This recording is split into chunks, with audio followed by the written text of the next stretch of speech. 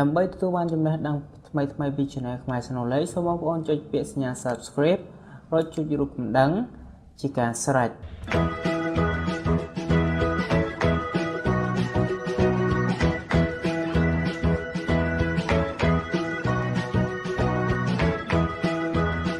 អូខេសួស្តីបងប្អូនទាំងអស់គ្នាថ្ងៃនេះ Channel ខ្មែរ Knowledge សូមបង្ហាញបងប្អូនអំពីរបៀបនៃការចាក់សោកម្មវិធីនៅលើទូរស័ព្ទ iPhone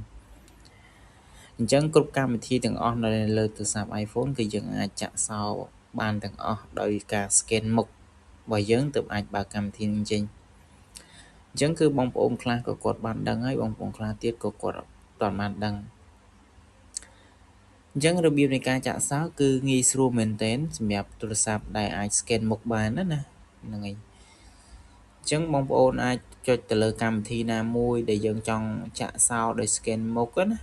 ឧទាហរណ៍ថាខ្ញុំឥឡូវខ្ញុំដោះនេះអូខេឧទាហរណ៍ថាយើង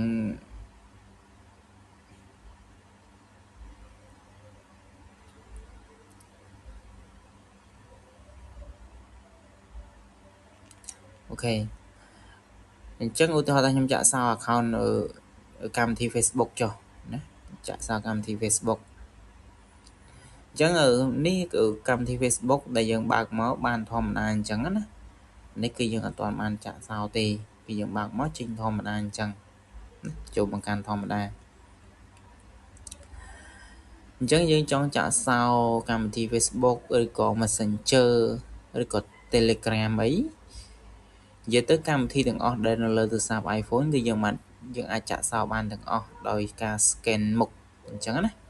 អញ្ចឹងបងប្អូនគ្រាន់តែចុច select លើកម្មវិធី Facebook នឹងឲ្យយូរតិចមកបងប្អូននឹងឃើញពាក្យអក្សរនេះវាមានពាក្យថា remove app ទី2គឺ request Face ID អញ្ចឹងគឺបងប្អូនចុចកន្លែងទី2នឹងមកអូខេបន្តមកទៀតគឺបងប្អូនយកពាក្យថា request Face ID ខាងលើបងប្អូនចុចនឹងមក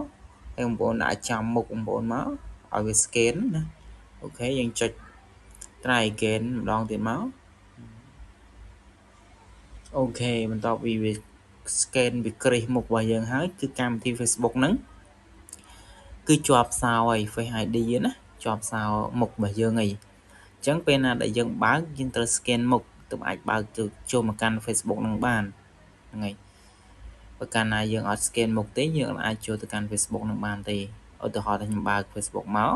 អូខេអញ្ចឹងវាទៅការ scan ណា scan មុខរបស់យើងទើបអាចបើកចេញណាហើយយើងបិទវិញយើងបើកម្ដងទៀតបើយើងកាលណាយើងអត់ scan មុខទេគឺវាចេញពាក្យបែបនេះគឺ try again ហ្នឹងហើយគឺ try again អញ្ចឹងណាគឺវាអត់ស្គាល់មុខទេនេះដោយសារខ្ញុំបែរមុខចេញបន្តមកវាបើវាអត់ស្គាល់មុខវាឲ្យយើងដាក់ password អញ្ចឹងទៅ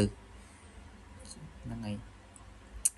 អញ្ចឹងរបៀបនៃការចាក់សោកម្មវិធីគឺបែបហ្នឹងនៅលើទូរស័ព្ទ iPhone គ្រប់កម្មវិធីទាំងអស់មិនថាទៅ Facebook មិនថា YouTube មិនថាកម្មវិធីណាក៏ដោយក៏យើងអាចចាក់បានដូចអញ្ចឹងទាំងអស់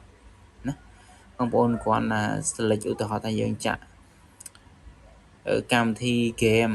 ណា game ណាមួយដែលយើងអត់ចង់អ្នកដែលមានកូនអញ្ចឹងណាចង់ឲ្យកូននេះលេងអញ្ចឹងណាជាងយើងអាចចុចលើ game ហ្នឹងមកឧទាហរណ៍ថា clan អញ្ចឹងចុះយើងអាចកត់លើហ្នឹងមកហើយបងប្អូនយកពាក្យថា request Face ID អញ្ចឹងមកនេះបន្តមកបងប្អូនជួយពាក្យថា request Face ID បងប្អូនចុចហ្នឹងមកវានឹងជាប់សោហើយណាយើងដាក់ចំមុខរបស់យើងមក